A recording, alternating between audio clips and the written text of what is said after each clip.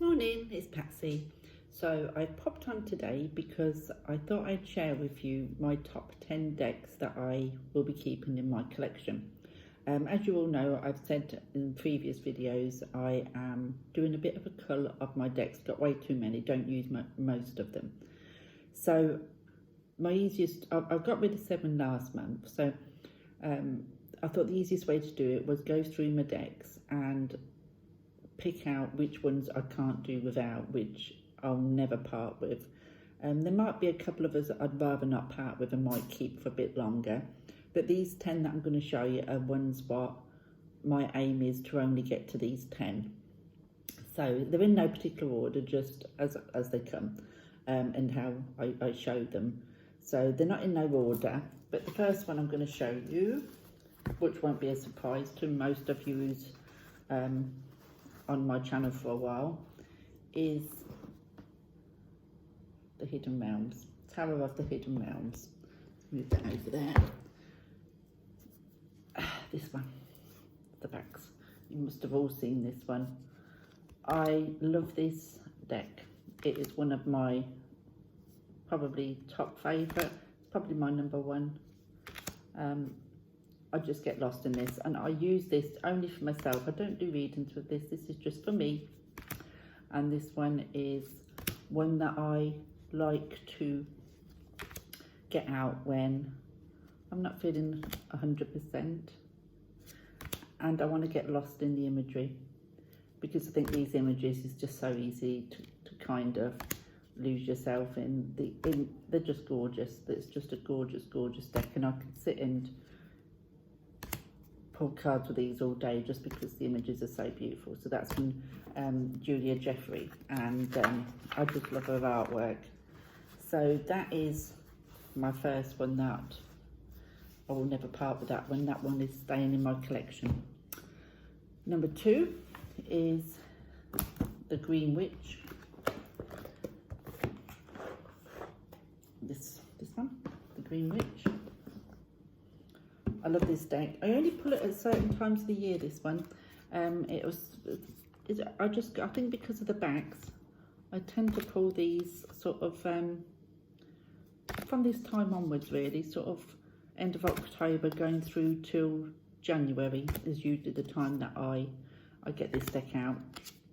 And I don't tend to pull it any other time of the year, but I do like it for the winter months.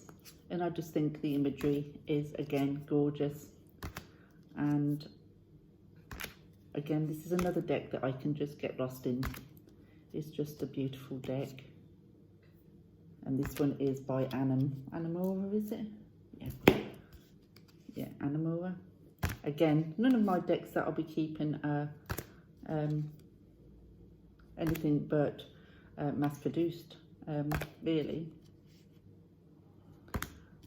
or easily available. I've never paid a lot of money for my decks because I just wouldn't be able to afford on the scale that I used to buy. So I stopped, never even sort of kind of looked too much at the ones, because most of them had to come from America, and the time you've added your shipping onto it and then everything else, it just worked out too much because your taxes at this end. It would end up about £100 a deck, which I just couldn't afford to do.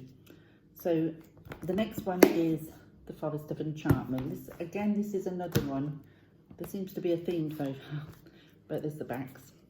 This is another deck that you can just get lost in.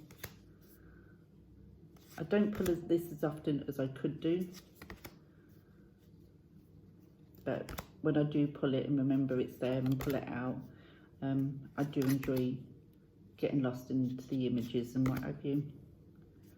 And I think that is, I've noticed with me, it's the imagery that counts more than anything, and whether I get an intuitive sort of connection with the deck. If I don't have that intuitive connection, then I'll just have to go by the card meanings. I don't feel like I'm getting as much from it.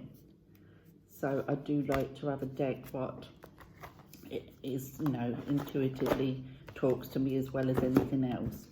So that is my number 3. So, oh, the next one is the Everyday Witch. Again, I only get this deck out around this time of year. I don't use it constantly. This is one that I probably pull out sort of October and going into November, but I do enjoy working with it, and I couldn't part with it for that reason. Again, it's the imagery. Again, it talks to me on an intuitive level, and that's what I like about these decks. I noticed a lot of my decks are Llewellyn, but yeah, so that is the Everyday Witch. So that is another one what is staying. So that is number 4. Let me just move these ones out the way. So that's number 4.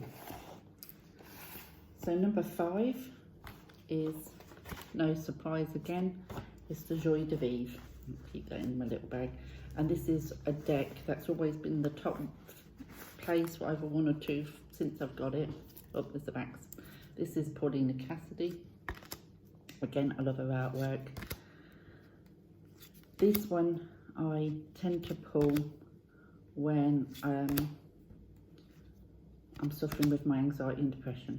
That's when I usually pull this one out. The images talk to me, but it can give me bad news, but because of the imagery, it doesn't affect me as bad as if I was using some of the other decks, which might sound a bit strange. But this one tells me as it is, but in a gentle way. And the imagery is just gorgeous, very fae-like. And obviously I do like my fae. So yeah, so that is the other deck that I'll be keeping. Put it back in the bag if it will let me. So that is my number 5. Let's put that out the way. Number 6 is this little deck. This is one of my oldest decks, and you can tell by the colour of it and the box is a bit battered, and the actual deck is looking a bit on the grubby side. You can see it's very grubby looking. I'm not a huge fan of the actual Rider-Waite imagery. This is the nearest I'll really get to liking it, and this is a deck that was a right little workhorse for me. I used this when I used to do readings at the shops, and I used to use it to do fairs and what have you when I used to do my readings out and about, and it served me very well for many years, and I couldn't part with it now. So this one is definitely staying. So that is just a little Hanson Roberts tarot, little grubby one as well. I don't know if you can tell by that, but well used and well loved that one is. So that is staying. So that is my number 6. So the next one that I'm going to be showing you is the Shadowscapes. There's the back. Again, this very much is a deck that I can get lost into. The imagery is absolutely stunning. Again, this is a deck that I use mainly only for myself. I have done a couple of readings with it, but this is a very intuitive hidden deck for me. So, and I use this quite often. This one gets pulled out quite often. This stays on top of my altar, along with the Joy de Vivre and my Hidden Mounds. They all the 3 decks that I have sitting on top of my altar. But yeah, it's a beautiful deck. When I have my bad eye days, I can't always use this one because sometimes it's a little bit, but when they're doing fine, I do like to pull that because it's such a pretty deck. And I don't know if you've noticed so far, but my decks that I tend to like are quite busy. Quite a busy deck I like. So the next one I'm going to show you is the Ancestral Pastalo. The imagery, again, is what sells this for me. The size of it is annoying, but because I just love the imagery and it reads like a dream. And I can use this to read for others, even though it's a bit big. I don't tend to use huge spreads very often when I'm doing readings for other people anyway, so I can get away with it. But it just photographs lovely. The imagery is just stunning. And I just love it for the artwork more than anything. Not keen on the backs, but I'm not worried about the backs. I'm using this one at the minute. So that is my number 8, the Ancestral Path Tarot. I just wish it would come in a smaller size that was easier to handle, because big decks and me are a bit hard. Put that right in a minute. So my number 9 is this one, Dark Mansion Tarot. This was a very kind gift that was sent to me from some one of the subscribers who has become a friend. They sent me this one. They don't want me to mention names, so I won't mention their name, but they sent me this because they knew that I always loved it. But like I said, I just can't afford to pay that sort of money for a deck.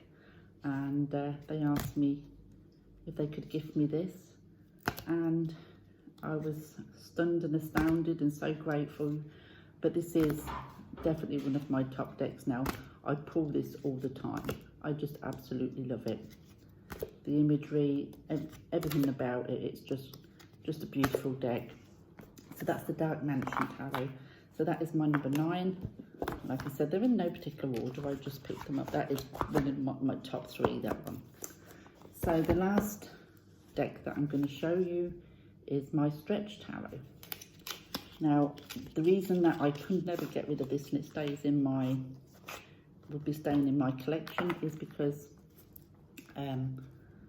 I use this deck for past life work.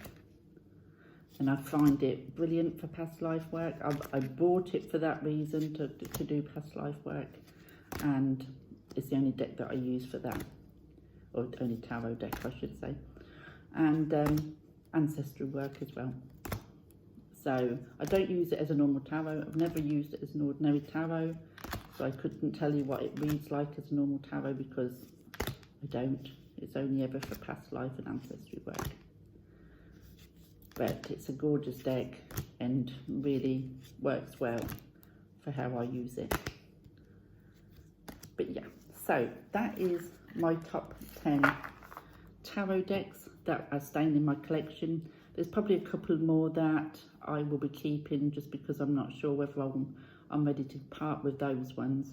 But these 10 are the ones that I'll definitely be staying. And this is my aim, is to get to this 10. So thank you for watching, and I will speak to you all soon. Bye for now.